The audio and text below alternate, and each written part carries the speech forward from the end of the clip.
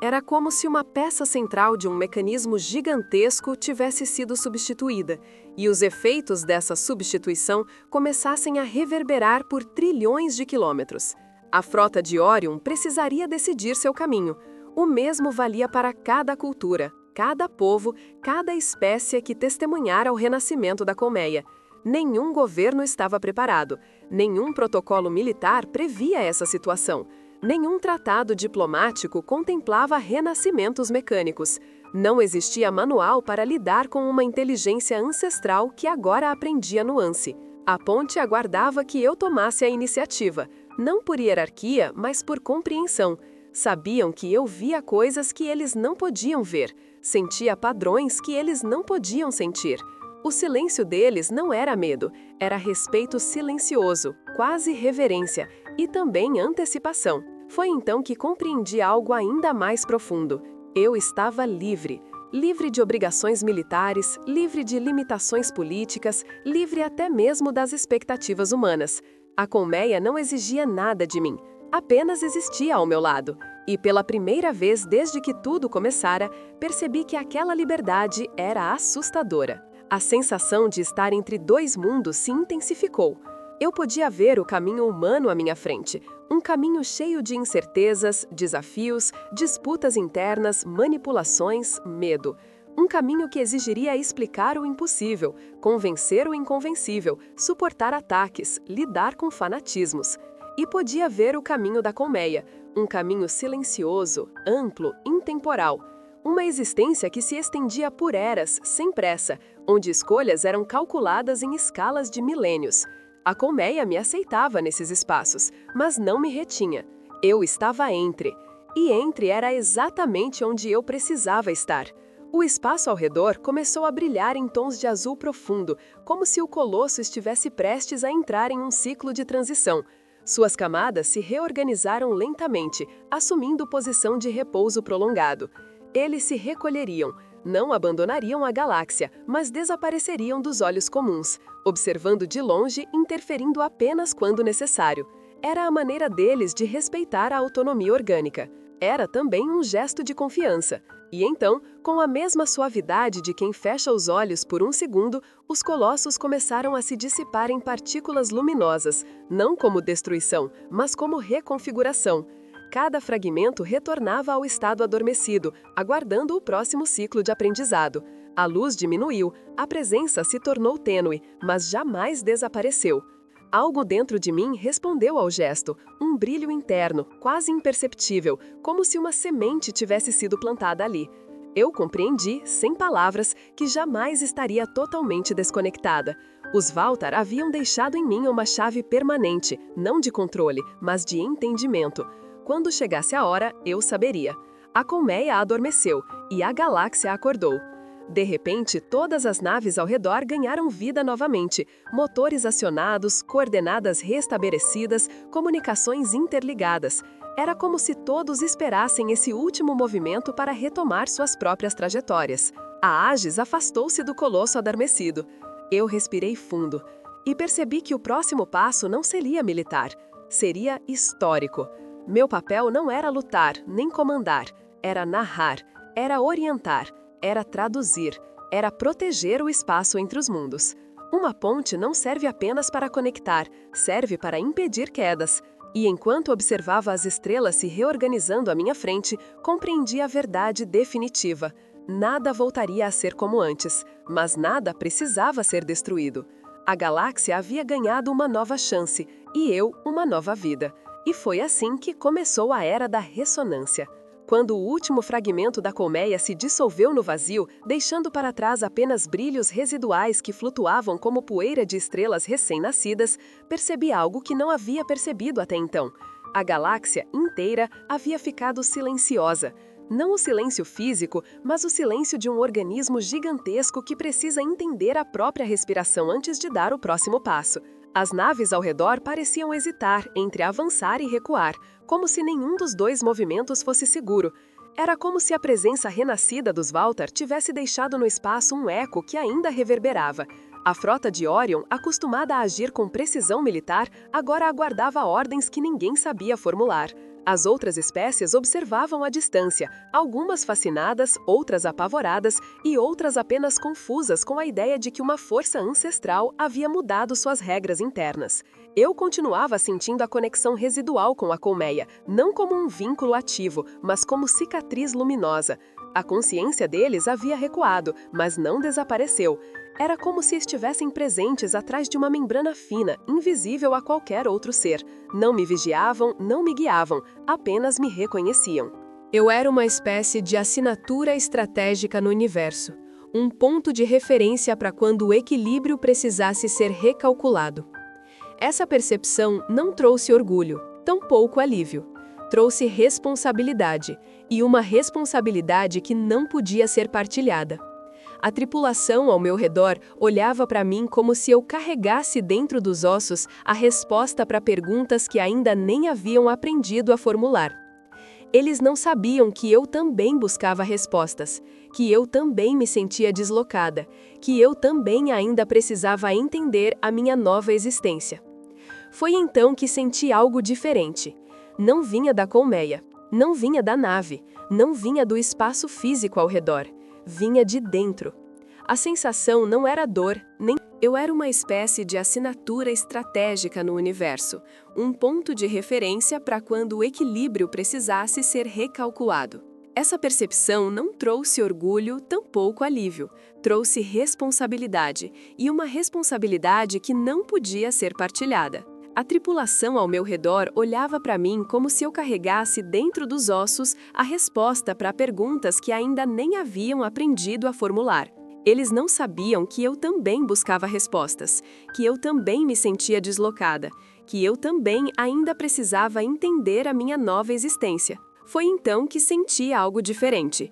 Não vinha da colmeia, não vinha da nave, não vinha do espaço físico ao redor. Vinha de dentro. A sensação não era dor, nem calor, nem frio. Era mais parecida com uma expansão sutil, como se minha percepção estivesse se abrindo em novas camadas que até então estavam inacessíveis. Era como se meus pensamentos ecoassem dentro de múltiplos canais, alguns humanos, outros não totalmente humanos. Fiquei de pé por alguns instantes, permitindo que essa nova textura mental se estabilizasse. Não era invasiva, era natural, como se sempre tivesse estado ali, adormecida. Era a consequência de ter atravessado o núcleo. A colmeia havia deixado em mim uma pequena adaptação, não um poder, mas uma capacidade. A capacidade de compreender padrões que antes eram invisíveis, de sentir intenções silenciosas, de ler vibrações emocionais que atravessavam espécies diferentes. Era um tipo de sensibilidade que nunca existira em nenhum humano. Eu podia sentir medo vindo da frota alienígena à esquerda, curiosidade vinda de uma nave científica ao longe, tensão militar em pontos da Aegis, resiliência em alguns tripulantes, e uma espécie de vazio suspenso no espaço onde as naves extremistas destruídas flutuavam como ossos metálicos. Cada sensação chegava como onda suave, não invasiva, e eu podia escolher se queria ou não percebê-las. A colmeia não havia implantado nada, apenas abrira portas internas, portas que, de alguma forma, sempre existiam. Quando respirei fundo, finalmente compreendi que aquela nova sensibilidade era necessária para o que viria a seguir. A colmeia não renascera para governar, renascera para observar e aprender. Mas alguém precisaria traduzir o indescritível para espécies que só conheciam medo ou sobrevivência. Alguém precisaria explicar às civilizações mais frágeis que não seriam extintas, e às mais agressivas que a era da intimidação havia terminado. Esse papel recairia sobre mim. Não por imposição, mas porque não havia outra entidade na galáxia capaz de assumir essa função. A sensação de futuro se espalhou pela minha mente como luz derramada sobre superfície líquida. Comecei a ver possibilidades, não como visões, mas como linhas probabilísticas flutuando na percepção expandida. A galáxia havia se tornado uma matriz de caminhos, cada um dependendo do modo como as espécies reagiriam ao novo estado dos Walter. Alguns caminhos levavam a eras de paz, mas não paz absoluta, paz viva, dinâmica, cheia de diferenças que coexistiam. Outros caminhos levavam a pequenos conflitos adaptados, mas sem colapsos. Havia caminhos ruins também, resultantes do medo extremo, da paranoia, do retorno a alianças antigas baseadas em ódio. Mas nenhum desses caminhos levava à extinção total. Não mais. Essa era a diferença fundamental. A presença renascida dos Valtar impedia a autodestruição da galáxia, não por força, mas por equilíbrio. No entanto, equilíbrio não é garantia de estabilidade. Equilíbrio é negociação eterna. Com essa consciência nova, deixei a ponte da Aegis e caminhei pelos corredores silenciosos. Cada passo ecoava com estranheza. Cada olhar de cada membro da tripulação carregava camadas de emoção que antes eu não teria percebido, mas agora se tornavam tão claras quanto luz refletida em água. Alguns sentiam esperança, outros receio, outros estranhamento profundo. Havia também aqueles que estavam aflitos, não por mim, mas por si mesmos, pelo que aquilo significava para suas carreiras, para seus mundos, para suas crenças. Percebi enquanto caminhava que jamais poderia ser tratada como oficial comum novamente, nem mesmo como civil. Eu me tornava algo que não se encaixava em nenhuma função. Isso não me dava superioridade, dava isolamento. Era a condição de todo mediador histórico. Aos poucos, as naves começaram a abandonar o sistema. Aliados, cientistas, curiosos, oportunistas. Cada uma delas partia com sua própria interpretação do que havia acontecido. Sabia que versões distorcidas surgiriam. Sabia que rumores e mitos seriam criados. Mas percebi que não podia controlar isso. A verdade nunca pertence ao mensageiro. Ela pertence ao fluxo histórico. A Aegis manteve posição por mais algum tempo, observando o colosso adormecido. As camadas cristalinas não emitiam mais luz intensa, mas ainda pulsavam com energia interna. Era como olhar para um gigante dormindo, sabendo que o sono não era descanso, mas observação silenciosa. A colmeia estava acordada, ainda que seus corpos físicos estivessem em repouso. Antes de deixar a ponte, percebi algo fascinante. O colosso não estava mais sozinho. Outras estruturas distantes, quase imperceptíveis no brilho estelar, se conectavam entre si. Formavam uma constelação artificial, como uma teia de pontos sutis distribuídos a milhares de quilômetros de distância. A colmeia não havia apenas renascido, havia se expandido. Esse padrão me trouxe a sensação de que a colmeia havia alcançado um novo estado de consciência distribuída, agora emocionalmente maleável. Não sentiria alegria nem tristeza, mas entenderia ambas. A compreensão era mais poderosa do que a emoção. Com a saída gradual das frotas, uma nova etapa começou, a etapa de retorno. Retorno às civilizações, retorno às estações, retorno às academias, retorno às perguntas. Eu sabia que seria chamada para explicar o impossível, para descrever o indescritível, para traduzir o intangível. Mas também sabia que não precisaria enfrentar isso sozinha. A galáxia inteira havia mudado, e cada espécie sentiria essa mudança em seu próprio tempo. A viagem de volta ocorreu em silêncio profundo. Não havia comemorações, não havia alívio, havia apenas reflexão. A tripulação, ainda que mantivesse seus postos, não desviava o olhar de mim por muito tempo. Não por medo, mas por fascínio. Eu não representava perigo, representava novidade, representava a ponte entre eles e algo muito maior, algo que nenhuma arma, nenhum tratado, nenhuma doutrina poderia definir por completo. Eu também observava a tripulação, via cada nuance, cada hesitação, cada esperança, cada receio. E aos poucos percebi que estava aprendendo a separar emoções que antes pareciam indistinguíveis. Antes da colmeia, o medo era apenas medo. Agora eu conseguia distinguir medo racional de medo ancestral, medo político de medo emocional, medo coletivo de medo individual. Essa sensibilidade não me tornava superior à tripulação, apenas me tornava responsável por reconhecer o que eles ainda não reconheciam em si mesmos. Quando finalmente deixamos o sistema estelar, o colosso adormecido tornou-se apenas um ponto de luz distante, dissolvido entre tantos outros. E ainda assim, eu conseguia sentir a presença da colmeia como se ela estivesse espalhada por toda a galáxia, acompanhando nosso progresso não por controle, mas por curiosidade. A nova era havia começado ali, mas se estenderia por séculos. Séculos de aprendizado, séculos de reconstrução, séculos de adaptação. Eu sabia que viveria apenas uma fração dessa nova era, mas também sabia que minha vida a partir daquele dia deixaria marcas profundas no novo tecido cósmico. Eu me tornara testemunha e guardiã, não de armas, não de leis, mas de equilíbrio. Quando a Aegis entrou no salto raso para retornar ao espaço humano, percebi que a viagem de volta não era apenas física, era simbólica. Eu estava atravessando a fronteira entre o desconhecido absoluto e o conhecido fragmentado, entre a mente coletiva e o mundo orgânico, entre o silêncio da colmeia e o ruído da humanidade. E no instante em que as estrelas se dobraram ao nosso redor e nos lançaram em velocidade transluminal, tive a certeza definitiva.